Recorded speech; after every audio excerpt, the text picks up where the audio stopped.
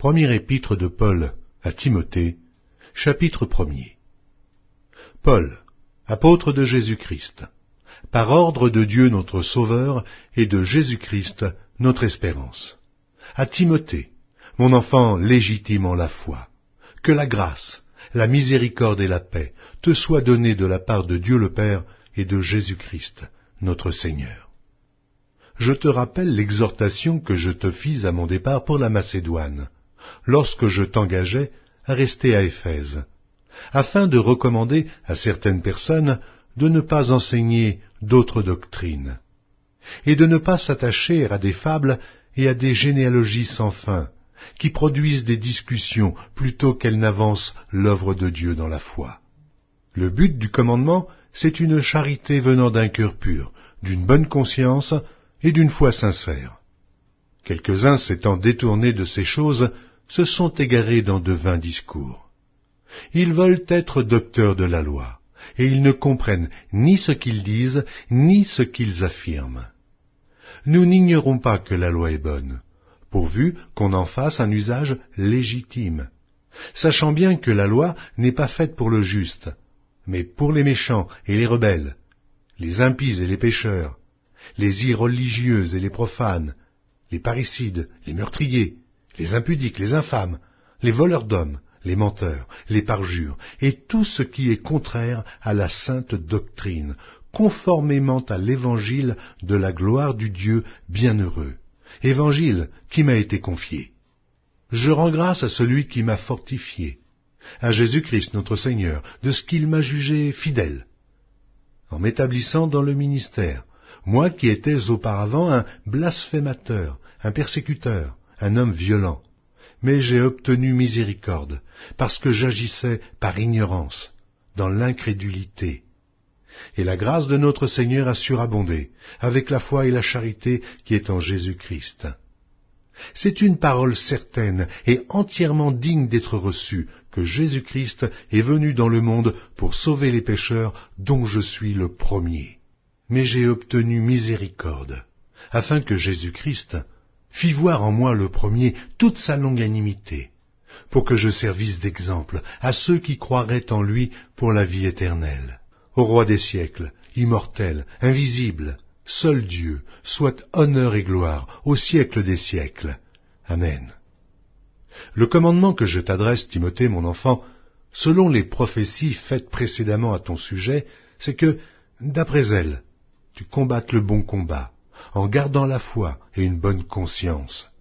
Cette conscience, quelques-uns l'ont perdue, et ils ont fait naufrage par rapport à la foi.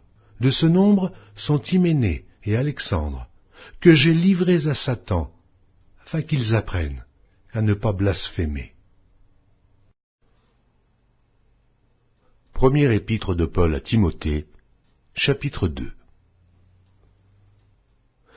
J'exhorte donc, avant toute chose, à faire des prières, des supplications, des requêtes, des actions de grâce pour tous les hommes, pour les rois et pour tous ceux qui sont élevés en dignité, afin que nous menions une vie paisible et tranquille, en toute piété et honnêteté. Cela est bon et agréable devant Dieu notre Sauveur, qui veut que tous les hommes soient sauvés et parviennent à la connaissance de la vérité. Il y a un seul Dieu, et aussi un seul médiateur entre Dieu et les hommes, Jésus-Christ, homme, qui s'est donné lui-même en rançon pour tous. C'est là le témoignage rendu en son propre temps, et pour lequel j'ai été établi prédicateur et apôtre. Je dis la vérité, je ne mens pas, chargé d'instruire les païens dans la foi et la vérité. Je veux donc que les hommes prient en tout lieu, en élevant des mains pures, sans colère, ni mauvaise pensée.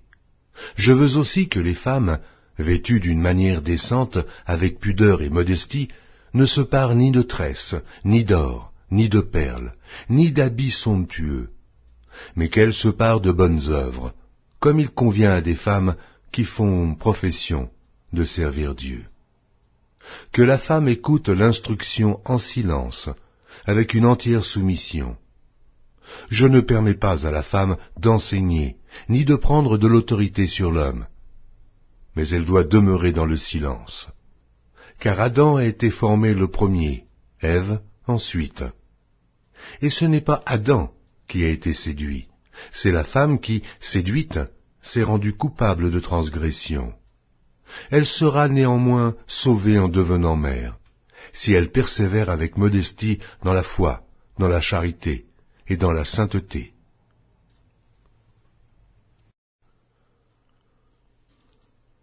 Première épître de Paul à Timothée, chapitre 3. Cette parole est certaine. Si quelqu'un aspire à la charge d'évêque, il désire une œuvre excellente. Il faut donc que l'évêque soit irréprochable, mari d'une seule femme, sobre, modéré, réglé dans sa conduite, hospitalier, propre à l'enseignement. Il faut qu'il ne soit ni abonné au vin, ni violent, mais indulgent, pacifique et désintéressé. Il faut qu'il dirige bien sa propre maison et qu'il tienne ses enfants dans la soumission et dans une parfaite honnêteté. Car si quelqu'un ne sait pas diriger sa propre maison, comment prendra-t-il soin de l'Église de Dieu? Il ne faut pas qu'il soit un nouveau converti, de peur qu'enflé d'orgueil, il ne tombe sous le jugement du diable. Il faut aussi qu'il reçoive un bon témoignage de ceux du dehors, afin de ne pas tomber dans l'opprobre et dans les pièges du diable. Les diacres aussi doivent être honnêtes, éloignés de la duplicité, des excès du vin, d'un gain sordide, conservant le mystère de la foi dans une conscience pure. Qu'on les éprouve d'abord, et qu'ils exercent ensuite leur ministère, s'ils sont sans reproche. Les femmes, de même, doivent être honnêtes, non médisantes, sobres, fidèles en toutes choses. Les diacres doivent être mariés d'une seule femme, et diriger bien leurs enfants et leur propre maison. Car ceux qui remplissent convenablement leur ministère s'acquièrent un rang honorable et une grande assurance dans la foi en Jésus-Christ. Je t'écris ces choses avec l'espérance d'aller bientôt vers toi. Mais afin que tu saches, si je tarde, comment il faut se conduire dans la maison de Dieu, qui est l'Église du Dieu vivant, la colonne et l'appui de la vérité. Et, sans contredit, le mystère de la piété est grand. Celui qui a été manifesté en chair, justifié par l'Esprit, vu des anges, prêché aux gentils, cru dans le monde, élevé dans la gloire. Première épître de Paul à Timothée, chapitre 4. Mais l'Esprit dit expressément que, dans les derniers temps, quelques-uns abandonneront la foi, pour s'attacher à des esprits séducteurs et à des doctrines de démons, par l'hypocrisie de faux docteurs portant la marque de la flétrissure dans leur propre conscience, prescrivant de ne pas se marier et de s'abstenir d'aliments que Dieu a créés pour qu'ils soient pris avec action de grâce par ceux qui sont fidèles et qui ont connu la vérité. Car tout ce que Dieu a créé est bon, et rien ne doit être rejeté, pourvu qu'on le prenne avec action de grâce, parce que tout est sanctifié par la parole de Dieu et par la prière. En exposant ces choses aux frères, tu seras un bon ministre de Jésus-Christ, nourri des paroles de la foi et de la bonne doctrine que tu as exactement suivies. Repousse les contes profanes et absurdes. Exerce-toi à la piété, car l'exercice corporel est utile à peu de choses, tandis que la piété est utile à tous, ayant la promesse de la vie présente et de celle qui est à venir. C'est là une parole certaine et entièrement digne d'être reçue. Nous travaillons en effet, et nous combattons, parce que nous mettons notre espérance dans le Dieu vivant, qui est le Sauveur de tous les hommes, principalement des croyants. Déclare ces choses, et enseigne-les. Que personne ne méprise ta jeunesse, mais sois un modèle pour les fidèles, en parole, en conduite, en charité, en foi, en pureté. Jusqu'à ce que je vienne, applique-toi à la lecture, à l'exhortation, à l'enseignement. Ne néglige pas le don qui est en toi, et qui t'a été donné par prophétie, avec l'imposition des mains de l'assemblée des anciens. Occupe-toi de ces choses.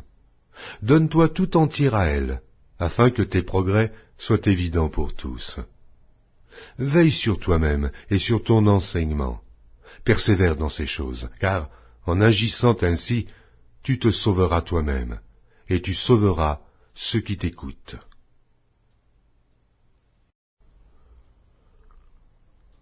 Première épître de Paul à Timothée, chapitre 5. Ne réprimande pas rudement le vieillard, mais exhorte-le comme un père. Exhorte les jeunes gens comme des frères, et les femmes âgées comme des mères, celles qui sont jeunes comme des sœurs, en toute pureté. Honore les veuves qui sont véritablement veuves. Si une veuve a des enfants ou des petits-enfants, qu'ils apprennent avant tout à exercer la piété envers leur propre famille, et à rendre à leurs parents ce qu'ils ont reçu d'eux, car cela est agréable à Dieu. Celle qui est véritablement veuve, et qui est demeurée dans l'isolement, met son espérance en Dieu, et persévère nuit et jour dans les supplications et les prières. Mais celle qui vit dans les plaisirs est morte, quoique vivante. Déclare-leur ces choses, afin qu'elles soient irréprochables. Si quelqu'un n'a pas soin des siens, et principalement ceux de sa famille, il a renié la foi, et il est pire qu'un infidèle. Qu'une veuve, pour être inscrite sur le rôle, n'ait pas moins de 60 ans, qu'elle ait été femme d'un seul mari, qu'elle soit recommandable par de bonnes œuvres, ayant élevé des enfants, exercé l'hospitalité, lavé les pieds des saints, secouru les malheureux, pratiqué toute espèce de bonne œuvre. Mais refuse les jeunes veuves, car, lorsque la volupté les détache du Christ, elles veulent se marier, et se rendent coupables en ce qu'elles violent leur premier engagement. Après cela, étant oisives, elles apprennent à aller de maison en maison. Et non seulement elles sont oisives, mais encore causeuses et intrigantes, disant ce qu'il ne faut pas dire. Je veux donc que les jeunes gens se marient, qu'elles aient des enfants, qu'elles dirigent leur maison, qu'elles ne donnent à l'adversaire aucune occasion de médire, car déjà, quelques-unes se sont détournées pour suivre Satan. Si quelque fidèle, homme ou femme, a des veuves, qui les assiste, et que l'Église n'en soit point chargée, afin qu'elle puisse assister celles qui sont véritablement veuves. Que les anciens qui dirigent bien soient jugés dignes d'un double honneur, surtout ceux qui travaillent à la prédication et à l'enseignement. Car l'Écriture dit « Tu n'emmuselleras point le bœuf quand il foule le grain, et l'ouvrier mérite son salaire. » Ne reçois point d'accusation contre un ancien, si ce n'est sur la déposition de 2 ou 3 témoins. Ceux qui pêchent, reprends-les devant tous, afin que les autres aussi éprouvent de la crainte. Je te conjure devant Dieu, devant Jésus-Christ, et devant les anges élus, d'observer ces choses sans prévention, et de ne rien faire par faveur. N'impose les mains à personne avec précipitation, et ne participe pas au péché d'autrui. Toi-même, conserve-toi pur. Ne continue pas à ne boire que de l'eau, mais fais usage d'un peu de vin à cause de ton estomac et de tes fréquentes indispositions.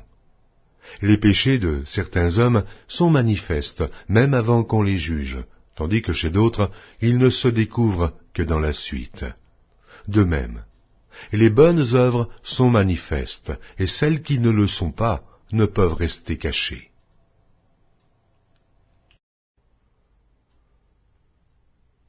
Première épître de Paul à Timothée, chapitre 6. Que tous ceux qui sont sous le joug de la servitude regardent leur maître comme digne de tout honneur, afin que le nom de Dieu et la doctrine ne soient pas blasphémés. Et que tous ceux qui ont des fidèles pour maîtres ne les méprisent pas, sous prétexte qu'ils sont frères, mais qu'ils les servent, d'autant mieux que ce sont des fidèles et des bien-aimés qui s'attachent à leur faire du bien. Enseigne ces choses, et recommande-les. Si quelqu'un enseigne de fausses doctrines et ne s'attache pas aux saines paroles de notre Seigneur Jésus-Christ et à la doctrine qui est selon la piété, il est enflé d'orgueil. Il ne sait rien. et il a la maladie des questions oiseuses et des disputes de mots, d'où naissent l'envie, les querelles, les calomnies, les mauvais soupçons, les vaines discussions d'hommes corrompus d'entendement, privés de la vérité et croyant que la piété est une source de gain. C'est en effet une grande source de gain que la piété, avec le contentement. Car nous n'avons rien apporté dans le monde, et il est évident que nous n'en pouvons rien emporter. Si donc nous avons la nourriture et le vêtement, cela nous suffira. Mais ceux qui veulent s'enrichir tombent dans la tentation, dans le piège, et dans beaucoup de désirs insensés et pernicieux qui plongent les hommes dans la ruine et la perdition. Car l'amour de l'argent est une racine de tous les maux. Et quelques-uns, en étant possédés, se sont égarés loin de la foi, et se sont jetés eux-mêmes dans bien des tourments. Pour toi, homme de Dieu, fuis ces choses, et recherche la justice, la piété, la foi, la charité, la patience, la douceur. Combat le bon combat de la foi. Saisis la vie éternelle, à laquelle tu as été appelé, et pour laquelle tu as fait une belle confession en présence d'un grand nombre de témoins. Je te recommande devant Dieu, qui donne la vie à toutes choses, et devant Jésus-Christ, qui fit une belle confession devant Ponce Pilate, de garder le commandement, et de vivre sans tache, sans reproche, jusqu'à l'apparition de notre Seigneur Jésus-Christ, que manifestera en son temps le bienheureux et seul souverain, le roi des rois et le Seigneur des seigneurs, qui seul possède l'immortalité, qui habite une lumière inaccessible, que nul homme n'a vu ni ne peut voir, à qui appartiennent l'honneur et la puissance éternelle. Amen. Recommande aux riches du présent siècle de ne pas être orgueilleux, et de ne pas mettre leur espérance dans des richesses incertaines, mais de la mettre en Dieu, qui nous donne avec abondance toutes choses pour que nous en jouissions. Recommande-leur de faire du bien, d'être riches en bonnes œuvres, d'avoir de la libéralité et de la générosité, et de s'amasser ainsi pour l'avenir un trésor placé sur un fondement solide, afin de saisir la vie véritable. Ô Timothée, garde le dépôt, en évitant les discours vains et profanes et les disputes de la fausse science, dont font profession quelques-uns, qui se sont ainsi détournés de la foi. Que la grâce soit avec vous.